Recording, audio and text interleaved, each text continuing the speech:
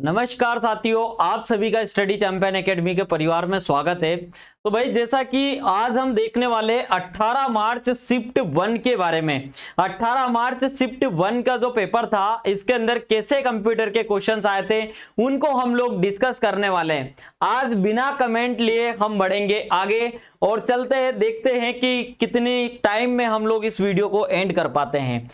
चलो भाई, यहां पर हमारे सामने पहला क्वेश्चन है, कंप्यूटर निम्नलिखित में से कौन सा डेटा कार्य कर सकता है। और मुझे जो क्वेश्चंस लगे ना, इस शिफ्ट के सबसे सिंपल दिखे। मतलब सिंपल क्वेश्चन थे, बहुत सिंपल क्वेश्चन थे भाई। 18 मार्च वालों के कंप्यूटर के तो बहुत ही सिंपल थे। विच of the following data can be proceed bye a computer. Computer के द्वारा कौन से डेटा को कार्य किया जा सकता है या किया जाता है।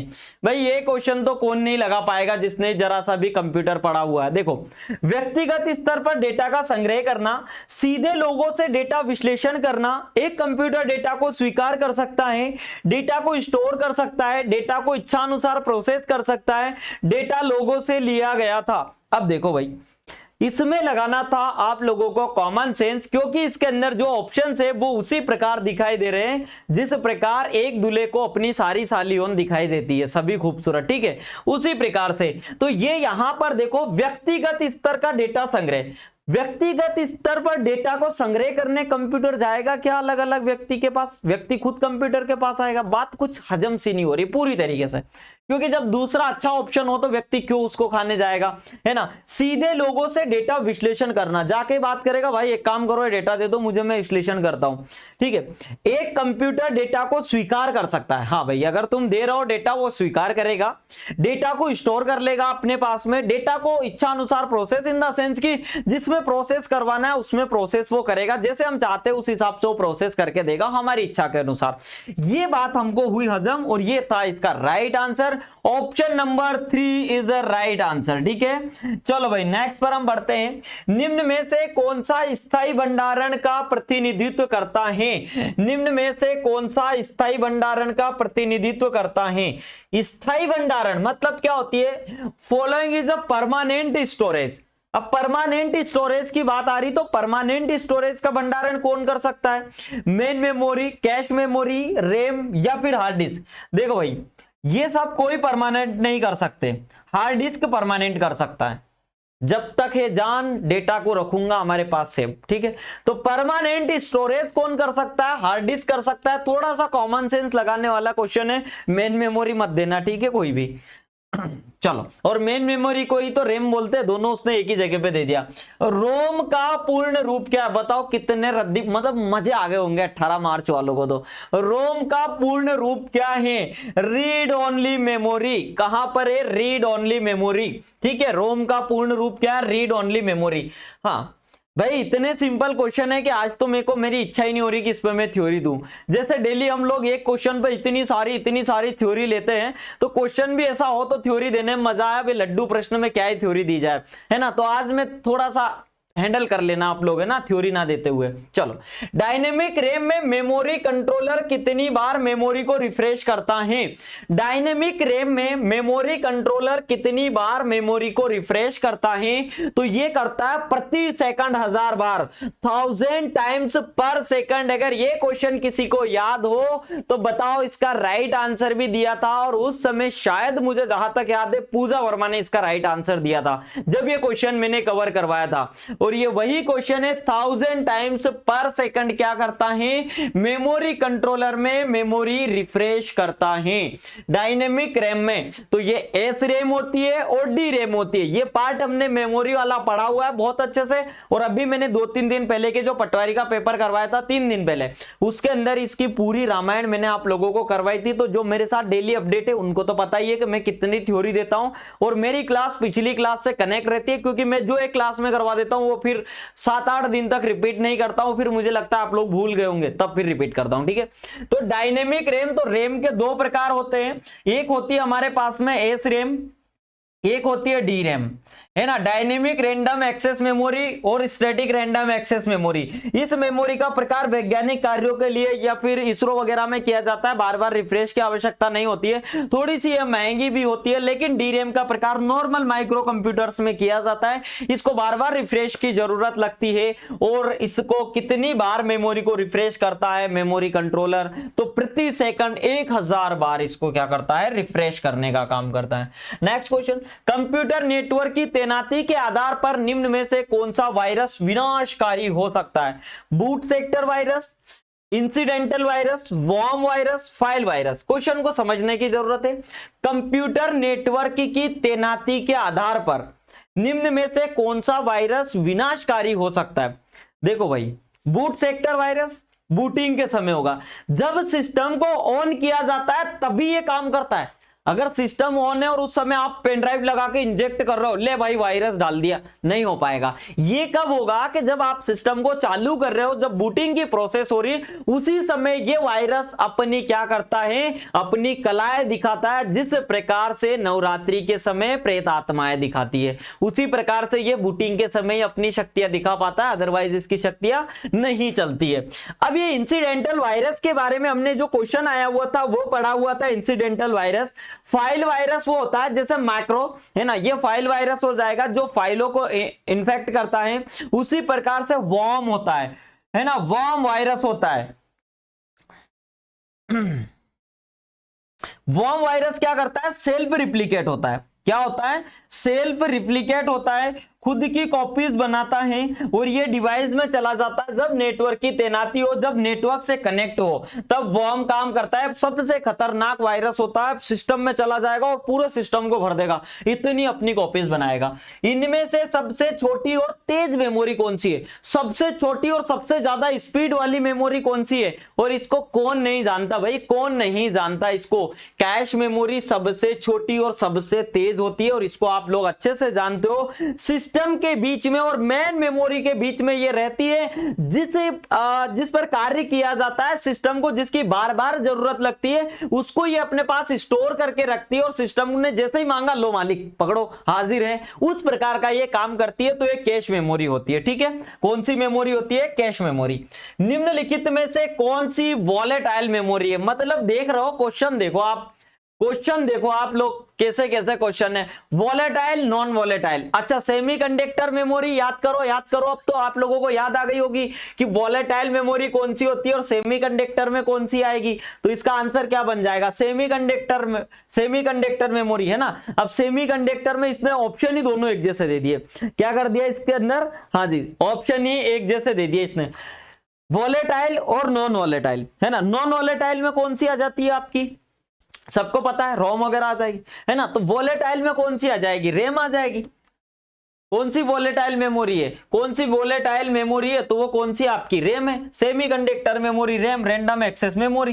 ठीक है, और रोम के भी हमने अलग अलग पार्ट देखे हुए, पूरी एक एक चीजें पढ़ाई हुई है, पी रोम, ईपी रोम, ईईपी रोम, है ना, ये सब चीजें। अच्छा, जरा आप लोगों को पता है तो ये मुझे बता दो, टॉयज के लिए कौन सी रोम का प्रयोग किया जाता है? टॉयज में जो प्रोग्रामिंग की जाती है, टॉयज इन द सेंस की जो खिलौने होते हैं बच्चों के, उसके अंदर जो प्रोग्रामिंग होती है वो कौन सी रोम से की जाती है? इसका आंसर मुझे आप लोग बताएंगे।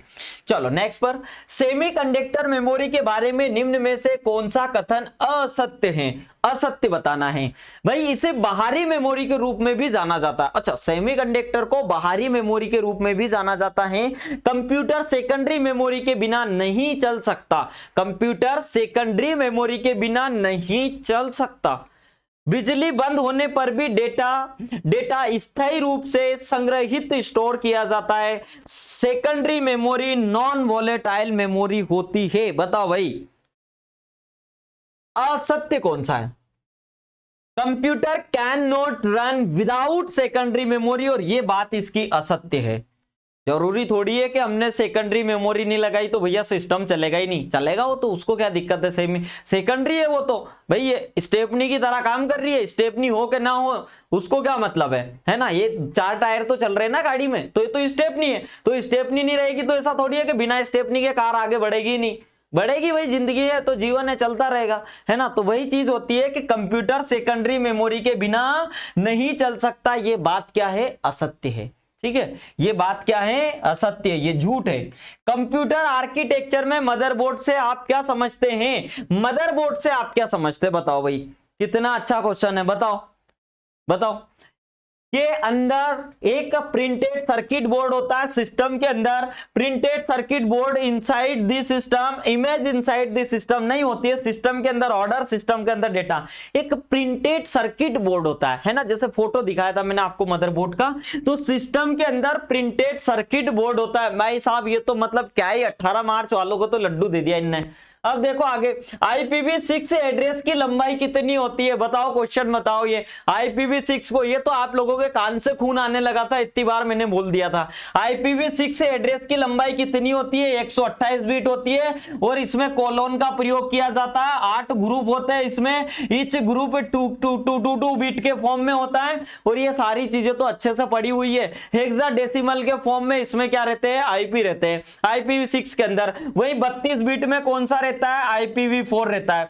IPv4 रहता है जिसके अंदर कितनी चार ग्रुप्स होते हैं, इसके अंदर 5 क्लास होती है, इसमें क्लास नहीं होती है। ये इंक्रिप्शन डिक्रिप्शन प्रदान करता है IPv6, लेकिन IPv6 जो है इंक्रिप्शन डिक्रिप्शन प्रदान नहीं करता है। और इसके अंदर जो है डेसिमल के फॉर्म में होता है, डेसिमल के फॉर्म में IP रहती है, और उसमें हेक्साडेसिमल के रूप में रहती है। ये आप लोगों को सभी को पता है आराम से, है ना। ये ब्रॉडकास्ट यूनिकास्ट, तो IPv6 किसको सपोर्ट करता है, यूनिकास्ट को करता है, लेकिन ये IPv4 यूनिकास्ट को सपोर्ट नहीं करता है। बताओ रद्दी प्रश्न, एक हाफ बाइट को किस रूप में जाना जाता है, वाह, एक हाफ बाइट मतलब क्या, एक हाफ बाइट को किसके रूप में जाना जाता है, तो एक हाफ बाइट को किसके रूप में जाना जाता है, एक निबल बराबर क्या होता है, 4 बाइट।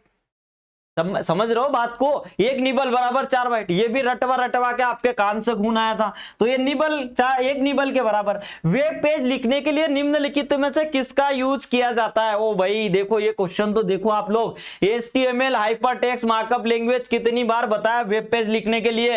इसका इनपुट लिखा जाता है, इसका इनपुट लिखा जाता है कहां पर, नॉट पेड प्लस प्लस पर लिखा जाता है। इसका आउटपुट कहां पर शो होता है, वेब पेज पर होता है। और वेब पेज का कलेक्शन ही क्या कहलाता है, एक वेबसाइट ही वेब पेज का कलेक्शन कहलाता है। और ये HTML हाइपरटेक्स्ट मार्कअप लैंग्वेज जो है ये वेब पेज लिखने के लिए यूज किया जाता है ना। अब HTML का एक वीडियो स्पेशल अपलोड किया हुआ है चैनल के ऊपर, अभी 5-6 दिन पहले, पूरी HTML की रामायण इसके अंदर है। क्यों इसको हाइपरटेक्स्ट मार्कअप लैंग्वेज बोला जाता है, क्या इसकी कहानी है, पूरी चीजें एक एक इसकी कुंडली मैंने खोली हुई है, वो जाकर के आप देख लेना। और आप में से कोई व्यक्ति ने अगर वीडियो देखा हुआ तो मुझे ये बताइए, HTML5 को किसके द्वारा डेवलप किया गया, और HTML को ही वर्ल्ड वाइड वेब, है ना, world wide web Tim Berners Lee के द्वारा बनाया गया था। और इनकी क्या कहे जाते हैं, इसको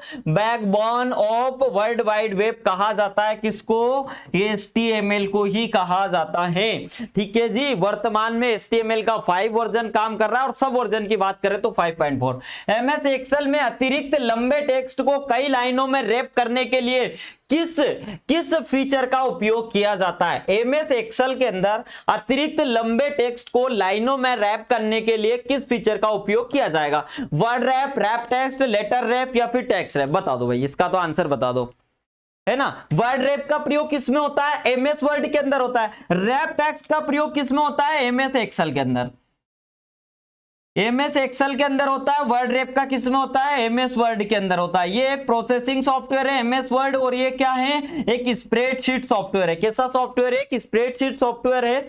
वहीं अगर हम लोग इसके बारे में और बात करें तो MS एक्सेल के अंदर जो एक्सेल का नाम होता है, या सेल का जो नाम होता है, वो पहले अल्फाबेटिकल वर्ड और बाद में न्यूमेरिकल वर्ड इसमें स्टार्ट होता है। ठीक है, और एक्सेल के बारे में काफी चीजें हम पहले ही जान चुके हैं। लॉजिकल टोपोलॉजी निम्नलिखित में से कौन सी होती है, जहां तक हम लोगों ने पढ़ा हुआ लॉजिकल टोपोलॉजी, एक होती है बस टोपोलॉजी, एक होती है रिंग टोपोलॉजी। दोनों को लॉजिकल टोपोलॉजी के रूप में जाना जाता है, और इनके अनुसार ESB के अनुसार आंसर इसका स्टार दिया गया, जो कि मेरे हिसाब से इसका आंसर गलत है। बाकी आप अपने संयम से आंसर दीजिए, सभी लोगों को पता चल पाए कि आप क्या सोचते हैं इस क्वेश्चन के बारे में, ये आपके ऊपर छोड़ा जाता है। ठीक है, चलो भाई, और इसके ऊपर आपत्ति भी लग चुकी है। एक दशमलव संख्या प्रणाली का आधार मान कितना होता है, बताओ। दशमलव संख्या प्रणाली का कितना होता है, जो आधार मान लिखवाए थे दो, बाइनरी का कितना हो जाएगा 2 हो जाएगा, दशमलव का कितना हो जाएगा, दशमलव का यहां पर कितना हो जाएगा 10 हो जाएगा, दशमलव का 10 हो जाएगा, ऑक्टल का कितना हो जाएगा 8 हो जाएगा, हेक्साडेसिमल का कितना होता है, हेक्साडेसिमल का 16 होता है, 16 में 0 से 9 तक नंबर होते हैं, उसके बाद में ये 10 से एबीसीडी चालू हो जाती है, 10 11 12 13 14 15 यहां तक, ये B C D E F, ये यहां तक एबीसीडी चालू हो जाते हैं, फिर इसके अंदर हेक्साडेसिमल के अंदर। ठीक है, तो ये किसका होता है, ये होता है आपका बाइनरी का, ये होता है आपका बाइनरी का, ये किसका होता है, ये आपका डेसिमल का, ये डेसिमल का, ये किसका होता है, ये होता है आपका किसका, हेक्साडेसिमल का, हेक्साडेसिमल का होता है। अच्छा, ये 8 किसका होता है, ये होता है ऑक्टल नंबर का, किसका होता है, ऑक्टल नंबर का होता है। चलो नेक्स्ट, निम्नलिखित में से कौन सा, निम्नलिखित में से कौन से कंप्यूटर वायरस है, कौन से कंप्यूटर वायरस है। अच्छा, which of the following is are a computer virus. अच्छा, ये की होगा, कौन सा कंप्यूटर वायरस है, spyware, keylogger, ransomware, Trojan horse. Trojan horse वो होता है जो खुद की कॉपी वगैरह कुछ भी नहीं बनाता है, ये व्यक्ति के जैसा दिखता है, ये व्यक्ति के जैसा दिखने की कोशिश करता है। अच्छा, ये है आपका ऑफिस का जो है एप्लीकेशन, और मैं इसके जैसी अपनी कॉपी बनाता हूं, वो होता है कौन सा, ट्रोजन, जो कि खुद को दूसरे यानी कि एप्लीकेशन के समान प्रतीत करने की कोशिश करता है, उसके जैसी अपनी आकृति को बनाता है, अपनी ढांचे को बनाता है, वो ट्रोजन हॉर्स होता है। रैंसमवेयर के बारे में हमने बहुत पढ़ा हुआ है, न्यूज में भी चलता है, जैसे किसी की जासूसी करवाई जाती है, वो रैंसमवेयर। वहीं अगर मैं बात करता हूं किलोगर, क्लोजर, किलोगर क्या होता है, जो कीबोर्ड आपकी होती है, और कीबोर्ड पर आप लोग देखते होंगे जब भी आप नेट बैंकिंग ओपन करते हैं तो आपको एक वेबसाइट के द्वारा नोटिफिकेशन दिया जाता है कि भाई साहब आप एक काम करो, अपना कीबोर्ड यूज मत करो, आप वर्चुअल कीबोर्ड का यूज करो, क्योंकि कीबोर्ड की जो आपकी की को ट्रैक करने का काम करता है वो किलोगर जो वायरस होता है उसी के द्वारा किया जाता है, इसलिए वर्चुअल कीबोर्ड का प्रयोग किया जाता है नेट बैंकिंग वगैरह में। वर्चुअल कीबोर्ड की शॉर्टकट की होती है ओएस के विंडोज की के साथ में आप रन प्रेस करेंगे, आर प्रेस करेंगे तो आपका रन कमांड बॉक्स ओपन होगा, उसमें ओएस के लिखेंगे, वर्चुअल कीबोर्ड आपके सामने ओपन हो जाएगा। स्पाईवेयर के बारे में सभी लोग जानते हैं, बताने की कोई जरूरत नहीं है। तो इसके अंदर क्या हो जाएगा, दिए गए सारे ऑप्शन क्या है, वायरस के ही उदाहरण है। तो दिए गए सारे ये जो ऑप्शन है ये किसके उदाहरण है, वायरस के ये। और ये क्वेश्चन जो है ये 2 से 3 एग्जामों में रिपीट हुआ है। ग्रुप 2 सब ग्रुप 2 के अंदर भी जो केमिस्ट वाला पेपर था उसमें भी ये रिपीट हुआ था, एडीपीओ में भी ये रिपीट हुआ था, पीएससी में भी ये रिपीट हुआ था, ये वाला क्वेश्चन रैंसमवेयर। ठीक है, चलो भाई नेक्स्ट क्वेश्चन, का उपयोग किसी वेबसाइट पर बार बार आने वाले आगंतुकों या विजिटर्स की पहचान करने के लिए किया जाता है। अरे भैया क्या ही क्वेश्चन, ये तो वही है जिसको देख के, जिसका नाम सुन के लोगों के मुंह में पानी आ जाता है। कुकीज क्या होती है, कुकीज है ना, क्या हो जाएगी, कुकीज हो जाएगी।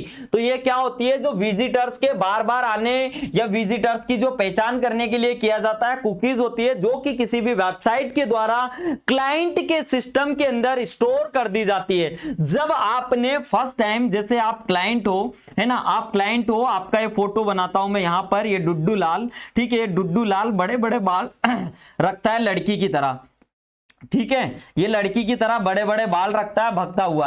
अब इस डुड्डू लाल ने क्या किया, इसने की रिक्वेस्ट, इसने जब रिक्वेस्ट की इधर सर्वर पर तो इधर से वेबसाइट ने क्या करा, इसको जब वहां से रिस्पांस दिया तो इस रिस्पांस के साथ में क्या कर दी, साथ में कुकीज को भी इंस्टॉल वो भेज दिया, कुकीज को गिफ्ट में भेज दिया। अब जब सेकंड टाइम, ये फर्स्ट टाइम की रिक्वेस्ट है, जब ये डुड्डू सेकंड टाइम इसी पर रिक्वेस्ट करेगा, सेकंड टाइम जब क्या होगा, आपकी रिक्वेस्ट के साथ में कुकीज भी जाएगी उस पर, ताकि वो पहले ही बता दे कुकीज को, भैया इसको ये चीजें पसंद है, ये ऐसी चीजें सर्च करता है, इसकी ये पसंद है, तो आप इसको उस हिसाब से सामान दिखाओ। ठीक है, ये काम होता है कुकीज का। तो ये कुकीज के बारे में आप लोग समझ गए होंगे। कुकीज क्या होती है, जैसे मधुमक्खी ने आपको काटा यहाँ पर आंख पर, इतनी बड़ी आपकी आंख फूल करके हो गई है है ना। वो क्यों हुई? क्योंकि मधुमक्खी तो चली गई लेकिन डंक छोड़ गई। जैसे गर्लफ्रेंड तो चली गई लेकिन दुख दर्द देके चली गई। बस वही काम कुकीज का होता है कि आप तो वहां से मूव ऑन कर दिया लेकिन दुख दर्द फिर भी है, बना रहेगा जिंदगी भर। तो वही दुख दर्द कुकीज का होता है जो विजिटर्स की पहचान करने के काम आता है। नेक्स्ट, संख्यात्मक या वित्तीय डेटा को ट्रैक करने, गणना करने और तुलना करने के लिए आमतौर पर वर्कशीट के रूप में कार्य संदर्भित किया जाता है। और ये क्या ही प्रश्न है, मतलब स्प्रेडशीट यार, ये तो कोई भी लगा देगा। एमएस एक्सेल के बारे में बात यहां पर की जा रही है। किस इनपुट डिवाइस का उपयोग करके कंप्यूटर में एक प्रिंटेड डायग्राम को दर्ज करते हैं? किस इनपुट डिवाइस का उपयोग करके कंप्यूटर में प्रिंटेड डायग्राम को दर्ज करने का काम करते हैं? बताओ बताओ, इसका कोई आंसर नहीं बता सकता है क्या? मुझे बताओ, कोई है जो बता पाएगा कि नहीं बता पाएगा? अरे दादा मेरे, स्कैनर जैसे हमको किसी की इमेज करना है, कोई हमने पेज लिया, उसको स्कैन करके सिस्टम में डालना है, किसके रूप में? एक डायग्राम को दर्ज करना है, तो वो किसके माध्यम से जाएगा? स्कैनर के माध्यम से जाएगा। ऑप्शन नंबर क्या हो जाएगा? Second is the right answer. अच्छा, मुझे फिर आप लोग ये बताओ कि जो फैक्स मशीन होती है वो इनपुट होती है या फिर आउटपुट होती है? वो दोनों होती है, ठीक है। चलो, प्रभावी भंडारण के लिए डिजिटल डेटा कंप्रेशन क्या है? प्रभावी भंडारण के लिए डिजिटल डेटा कंप्रेशन क्या है? बफर, सीपीयू, फील्ड या फिर packing? What is the digital data compression for a efficient storage? हाँ भाई, ये डीबीएमएस वाले डेटाग्राम वाले उस मॉडल पे मत जाना, डेटा हायरार्की पे। ये क्या हो रहा है? पैकिंग हो रही है। डेटा की क्या की जाती है? पैकिंग की जाती है। एफिशिएंट स्टोरेज के लिए, डेटा कंप्रेशन के लिए या डिजिटल या प्रभावी भंडार के लिए क्या किया जाता है? डेटा की पैकिंग की जाती है। ठीक है जी, डेटा की क्या की जाती है? पैकिंग की जाती है। हाँ भाई, ये क्वेश्चन फॉर यू। कल के जो क्वेश्चन थे 5, वो प्रश्न पर आते हैं अब हम, और इन प्रश्नों के जवाब देने वाले महारथियों का नाम लिखा जाएगा यहां पर, ठीक है। हाँ जी, अब यहां पर उन 5 चेतना सोनी का आंसर है। और किसके आंसर है? चेतना सोनी एक है यहां पर, कौन किसका नाम है? चेतना सोनी, दिल्ली स्टूडेंट चेतना सोनी, ठीक है। दूसरे नंबर पर किसने दिया? दूसरे नंबर पर दिया अजय ने। वेरी गुड अजय, ठीक है। अजय खिलाड़ी ने आंसर दिए, 5 के 5 दिए। उसके बाद में तीसरे नंबर पर आंसर दिए रितु ने, ठीक है। रितु ने भी आंसर दिया। सोनू बोल रहा था जो नहीं आएगा उसको मैं टाइम आउट कर दूंगा, और खुद ने भी आंसर नहीं दिया। तो क्या भाई, बस खुद तो भुर्जी भुट्टे खाए और दूसरे को परहेज दिखाए, है ना, ऐसे नहीं करना है। चलो भाई, ठीक है। तो ये इन तीनों लोगों ने किए हैं आंसर्स, ये तीनों लोगों ने आंसर किए। और यहां पर इसका आंसर आ रहा है निम्नलिखित में से कौन सा एक नॉन इंपैक्ट प्रिंटर है? ये डेस्क जेड जो होता है वो नॉन इंपैक्ट प्रिंटर होता है। और इसका आंसर यहां पर अजय ने दिया है सही, और चेतना ने यहां पे गलत दे दिया, ठीक है। चलो, अब आंसर आप लोग अपने मिला लेना। बाकी ये तीनों बहुत अच्छे बच्चे हैं जिनने आंसर दिया है। ये डेस्क जेड एक प्रिंटर है जो क्या होता है? एक नॉन इंपैक्ट होता है। अक्षर प्रिंट करना, डॉट मैट्रिक्स और डेजिविल। अरे मेरे दादा, तीनों के तीनों तो इंपैक्ट प्रिंटर है जो पुराने जमाने के होते थे, कटर। इंपैक्ट प्रिंटर वो होता है जो अपनी छाप छोड़ने का काम करता है, जो कागज से डायरेक्ट स्पर्श होता है, वो इंपैक्ट प्रिंटर होता है। नॉन इंपैक्ट प्रिंटर वो जो अपनी छाप नहीं छोड़ते, जैसे laser printer, 3D printer, thermal printer, ये सब कैसे? Non impact. तो ये होता है आपका डेस्क जेड प्रिंटर, ठीक है। ये डेस्क जेड प्रिंटर है। चलो, पेपर के रोल पर पाठ मुद्रित करने के लिए प्रत्येक प्रिंटर पर मुद्रित अक्षरों के लिए एक प्रश्न कौन सा होता है? ठीक है। पेपर के रोल पर पाठ मुद्रित करने के लिए प्रत्येक प्रिंटर पर मुद्रित अक्षर के साथ धातु प्रिंटर का उपयोग किस प्रिंटर में किया जाता है? धातु प्रिंटर का उपयोग कौन से प्रिंटर में किया जाता है? और ये मैंने आप लोगों को बताया भी था, मैकेनिकल प्रिंटर के अंदर। किसमें किया जाता है? मैकेनिकल प्रिंटर में। विंडोज 10 में किस बटन को दबाकर हेल्प मेन्यू खोला जाता है? तो विंडोज 10 में कौन से बटन को दबाया जाता है? जो कि नीचे की साइड इस बार पर यहां पर होता है, कौन सा होता है? स्टार्ट। और स्टार्ट पे जाकर के ही आप किसको ओपन कर पाएंगे? हेल्प मेन्यू को ओपन कर पाएंगे, स्टार्ट पर जाकर के। समानांतर पोर्ट आमतौर पर किसके द्वारा प्रयोग किए जाते हैं? पैरेलल जो पोर्ट होते हैं वो किसके द्वारा प्रयोग किए जाते हैं? ये प्रिंटर के द्वारा पैरेलल प्रिंट जो है इसका पोर्ट का प्रयोग किया जाता है। जिस पैरेलल पोर्ट को अब किसके द्वारा रिप्लेस कर दिया गया? वो कर दिया गया आपका जो यूएसबी पोर्ट है उनने पैरेलल पोर्ट को रिप्लेस कर दिया। तो क्वेश्चन बनता है कि जो पैरेलल पोर्ट हो गया, गेमिंग पोर्ट हो गए, उनको किसके द्वारा रिप्लेस किया गया? वो किया गया अपने यूएसबी के द्वारा। ठीक है, ये चीजें आप लोगों को याद होनी चाहिए। कुटलेकन इंक्रिप्शन एल्गोरिदम का परिणाम आउटपुट क्या होता है? तो कुटलेकन जो होती है ये इंक्रिप्शन होता है। ये क्या होता है? जैसे आपने यहां पर लिखा, ठीक है, आपने लिखा हेलो स्वीटी, इसको इंक्रिप्टेड फॉर्म में आपने कर दिया, तो ये स्वीटी के पिताजी को ऐसा दिखाई दे रहा है, ये उनके पास में कि ये क्या लिख के भेज दिया रहा है इसने, कीड़े मकोड़े। ठीक है, तो ये कीड़े मकोड़े ही क्या हो जाएंगे? सीपर टेक्स्ट कहलाएंगे। क्या कहलाएंगे? ये सीपर टेक्स्ट कहलाएंगे। तो इनको क्या बोला जाता है? सीपर टेक्स्ट बोला जाता है। एमपीपीएससी का क्वेश्चन है भाई, ये एमपीपीएससी में भी ये क्वेश्चन पूछा गया है। चलो भाई, अब आती है आपकी बारी। जो आज क्लास देख रहे नए, आपका काम है, आपका फर्ज है, और success is depend on your efforts. अगर आप लगा पा रहे तो आपकी सक्सेस आपके एफर्ट्स पर डिपेंड करती है। ये 5 क्वेश्चन है जिनके आंसर आपको इस वीडियो का अपलोड होने के बाद में देना है। ठीक है, ये क्वेश्चन यहां पर आप रीड करेंगे और इस क्वेश्चन का आंसर अपने पास में लिखेंगे और आप वीडियो का अपलोड होने के बाद में कमेंट करके आंसर देंगे। ये पांचों के पांचों क्वेश्चन है जिनके आंसर जो भी व्यक्ति देगा उसका नाम कल यहां पर लिखा जाएगा। ठीक है, उसके बाद में ये देखिए यहां पर जो डेली आंसर देने वालों को स्पेशल शक्तियां भी दी जाएगी मॉनिटर में, और साथ में अगर वो एग्री रहेंगे, वो अपने फोटो सेंड करेंगे तो वो भी लगाए जाएंगे यहां पर किसी भी दिन। ठीक है, ये 4 नंबर का क्वेश्चन है। और उसके बाद में एलसीडी आरएस पिन की क्या भूमिका होती है, ये भी यहां पर एक 5वें नंबर का क्वेश्चन है।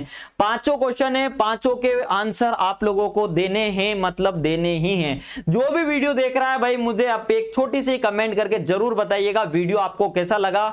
और एक आप लोगों का काम है और वो है लाइक करना। और अगर आप लोग दूसरे का भला करने में थोड़ा भी सोचते हैं, आप चाहते हैं कि अपनों का भला किया जाए, वैसे कोई करता नहीं है, पर अगर आप अच्छे व्यक्ति हो तो आप अपने दोस्तों में भी इस वीडियो को शेयर कर सकते हो कि भाई डेली पटवारी के जो पेपर हुए थे उनके क्वेश्चन से उनको पर डे इतने सही तरीके से सॉल्व करवाया जा रहा है, आपको उससे रिलेटेड काफी सारी चीजें याद दिलाई जा रही है। ये आपके 30 मिनट आपके पर डे की जो स्टडी है उसके समय को बचा सकते हैं। तो आप लोग अपने दोस्तों में भी शेयर कीजिए। और इसी के साथ मैं वीडियो का करूंगा एंड। और हाँ, अभी इसके बाद में आपका वीडियो स्टार्ट होने वाला है जो आप लोगों ने डिमांड की थी ओएसआई मॉडल की, तो वो वीडियो इस क्लास के जस्ट बाद में रहने वाला है। चलो मिलते हैं नेक्स्ट क्लास में, जब तक के लिए बाय बाय, शुभ रात्रि सभी लोगों को, गुड नाइट दोस्तों।